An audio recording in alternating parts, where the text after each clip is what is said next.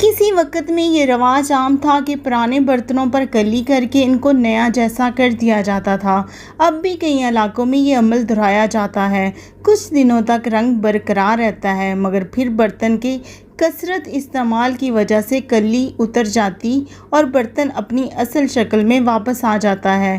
اسی طرح مصنوعی طلائی زیورات یعنی آرٹیفیشل جیولری میں بھی اصل زیورات کی مانند چمکتے دمکتے ہیں، مگر یہ چمک وقت کے ساتھ ساتھ ختم ہو جاتی ہے اور حقیقی شکل سامنے آ جاتی ہے۔ یہی صورتحال بھارتی وزیر اعظم نریندر مودی کی ہے۔ جب مصوف گجرات کے وزیر اعلیٰ بنے تو انہوں نے اپنے امیج پر کلی کروائی اور 13 سال تک بحیثیت وزیر اعلیٰ اپنا یہ مصنوعی امیج فروخت کرتے رہے۔ انہوں نے اپنا تاثر ایک ایڈمنسٹریٹر کے طور پر دیا اور بھارتی عوام کو یہ باور کرانے کی کوشش کی کہ وہ ترقی کے دیوتا ہیں۔ گجرات ماڈل کا خوب پروپیگنڈا کیا اور اس کے نتیجے میں 2014 میں وہ واضح اکثریت سے حکومت بنانے میں کامیاب ہو گئے۔ 2019 میں ان کی شخصیت پر چڑھی کلی اترنے لگی تو پلوامہ کا واقعہ کرا دیا، جس کے نتیجے میں RSS اور BJP ایک بار پھر برسرِ اقتدار میں آ گئے۔ ممکنہ طور پر مودی اپنی اس مصنوعی شخصیت کو کچھ عرصہ اور چلانے میں شاید کامیاب ہو جاتے، مگر کرونا وائرس کی بدترین صورتحال، کسان احتجاج اور مغربی بنگال کی واضح شخصیت نے ان کی اصل حقیقت لوگوں پر واضح کر دی۔ اس کے باوجود مصوف دیدہ دلیری سے یہ دعویٰ کرتے آ رہے ہیں کہ بھارت دراصل تمام ممالک کا عالمی گرو ہے اور اب ہندوستان کی عظمت رفتہ رفتہ بحال ہوتی جا رہی ہے۔ انٹرنیشنل سائنس کانفرنس میں یہ بے سروپا دعویٰ بڑی رغبت سے کرتے آئے ہیں کہ 5000 سال پہلے بھارت دنیا کا وہ واحد ملک تھا جہاں ہوائی جہاز نما اڑن کھٹولے عام تھے، اور ہوائی جہاز کا آئیڈیا بھی انہی اڑن کھٹولوں سے لیا گیا۔ اس لیے ہوائی جہاز کی ایجاد میں اصل کریڈٹ ہندوستان کو دیا جانا چاہیے۔ یہ بات بھی کسی سے پوشیدہ نہیں کہ بھارتی حکمران خصوصاً BJP نے کوئی بھی چناؤ جیتنے کے لیے ایک آسان ہدف نسخہ ایجاد کر رکھا ہے اور تاحال انہیں اس کے خاطر خواہ نتائج بھی مل رہے ہیں۔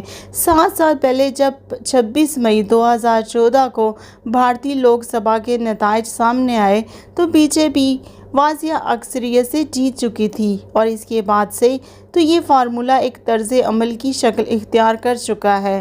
اب بھارت میں اتر پردیش کے انتخابات اگلے سال کے شروع میں سر پر آن پہنچے ہیں تو سنجیدہ حلقوں کو بجا طور پر یہ خدشہ محسوس ہونے لگ گیا ہے کہ بھارتی خفیہ ادارے دلی یا بھارت کے کسی بھی حصے میں تخریب کاری کا کوئی واقعہ سر انجام دینے کا حتمی فیصلہ کر چکے ہیں تاکہ اس کے نتیجے میں ایک نئی انتخابی فتح حاصل کی جائے۔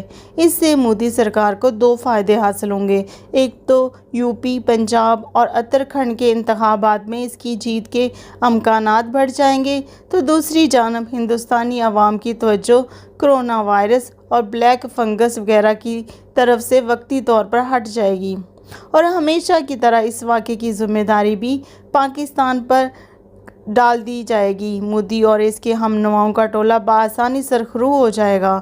بہرحال بھارت پلوامہ 2 کی غالباً حتمی منصوبہ سازی مکمل کر چکا ہے اور اس کی جزئیات تک طے کر لی گئی ہیں۔ اس لیے بھارتی میڈیا کو یہ ٹاسک دیا جا چکا ہے کہ وہ پاکستان سے مبینہ تخریب کاروں کی بھارت میں آمد کا ڈھنڈورا پیٹتے رہیں اور اس تاثر کو مزید پختہ کرتے چلے جائیں۔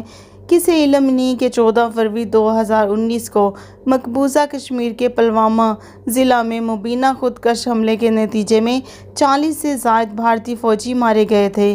بھارتی حکومت نے اپنی سابقہ روش کے عین مطابق اس کی ذمہ داری بھی پاکستان کے کندھوں پر ڈال دی تھی، مگر جھوٹ کے پاؤں کہاں ہوتے ہیں۔ خود کئی بھارتی حلقوں نے اس بات کا اظہار کیا کہ بھارت میں پاکستان کی جانب سے کوئی دہشت گردانہ کارروائی نہیں ہوئی، بلکہ یہ تمام ایک سوچی سمجھی سازش کا حصہ تھا۔ बहरहाल 2022 के शुरू में होने वाले उत्तर प्रदेश के इंतखाबात को 2024 के आम इंतखाबात का सेमीफाइनल कहा जा रहा है। इसमें बरतरी के लिए बीजेपी हर हद तक जाने को तैयार है।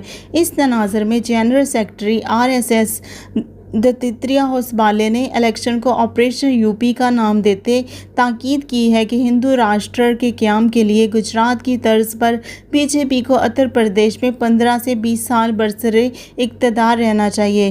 ताहम कोरोना की मौजूदा सूरत हाल के बायस बीजेपी की हवा भारत खुसूसन उत्तर प्रदेश में बुरी तरह अखड़ चुकी है। इस सिलसिले में आने वाले दिनों में यूपी काबीना में बड़ी तब्दीली की जा सकती है। यहाँ इस अमर का तज़किरा भी बेजाना होगा कि RSS उत्तर प्रदेश की काबीना में आइंदा इंतखाबात के तनाज़ुर में तब्दीली का ख्वाह हैं, मगर योगी आदित्यनाथ और नायब वज़ीर आला केशव प्रसाद में जारी रस्साकशी ने RSS और बीजेपी की आला क़यादत को सख्त तशवीश में डाल दिया है। योगी को अंदेशा है कि इन्हें वज़ारत आला की कुर्सी से हटाकर बीजेपी केशव प्रसाद को अगले इंतखाबात में आगे ले आएगी, जबकि केशव मौर्य प्रसाद को वज़ारत आला का उम्मीदवार बनाने से बीजेपी को हिंदू इंतहा पसंदों के साथ दिल्लत वोट बैंक का कुछ हिस्सा भी हासिल होने की उम्मीद है। सिर्फ यही नहीं बल्कि सूबे के साथ मज़ीद वज़रा को तब्दील किया जाएगा। ऑपरेशन यूपी के लिए मोदी, दत्तात्रेय होसबाले, अमित शाह, बीजेपी, नड्डा और भी RSS के सरबराह सुनील बंसल के मुतअद्दिद मशावरती इजलास हो चुके हैं। इंतहा पसंद तंजीम की जानिब से हमेशा की मानंद यही तजवीज़ दी गई है कि मुस्लिम कश फसादात और पाकिस्तान के ख़िलाफ़ कोई मुहिम जोई बीजेपी के लिए इंतखाबात की राह हमवार करने में मददगार साबित हो सकती है। माहिरीन के मुताबिक यूपी इंतखाबात में कामयाबी के लिए RSS और बीजेपी पाकिस्तान के ख़िलाफ़ किसी भी इश्ताल अंगेज़ी से गुरेज नहीं करेगी। इन हालात में पाकिस्तान की हुकूमत और पाकिस्तान के मीडिया को अपना किरदार अदा करना चाहिए। इनको पहले से ही अपने चैनल में ऑन एयर कर देना चाहिए कि कैसे मोदी इंडिया में फिर से पुलवामा जैसा खुद साख्ता हमला करवाएगा और इसमें इंडिया के लोग मरवाएगा और इसका इल्ज़ाम पाकिस्तान पर लगा देगा। और मोदी मीडिया के ज़रिए पहले ही भारतीय आवाम का ज़हन बना रहा है कि पाकिस्तान इंडिया में दहशतगर्दाना हमले के प्लानिंग कर रहा है। तो पाकिस्तान के मीडिया को भी बताना चाहिए कि हमले की तैयारी पाकिस्तान की नहीं बल्कि मोदी और इसके चेले अगला इलेक्शन जीतने के लिए इंडिया में एक बड़ा धमाका करवाने वाले हैं, ताकि इसका इल्ज़ाम पाकिस्तान पर लगाकर मुहिब्बे वतन भारतीयों की हमदर्दी ली जा सके और मोदी दोबारा इलेक्शन जीत जाए। और इस धमाके से लोगों में जो कोरोना के हवाले से गम और गुस्सा पाया जाता है, इससे भी लोगों की तवज्जो हट जाए। पाकिस्तानी मीडिया भारतीय आवाम को बताए कि इस तरह मोदी दोबारा तुम लोगों का खून बहाकर तुम लोगों पर हुक्मरानी करना चाह रहा है, ताकि पावर में आकर वो फिर मुसलमानों, बुतमत, ईसाइयों और सिखों को तंग करे और हिंदुत्व के नज़रिए को पूरे भारत में नाफज कर सके।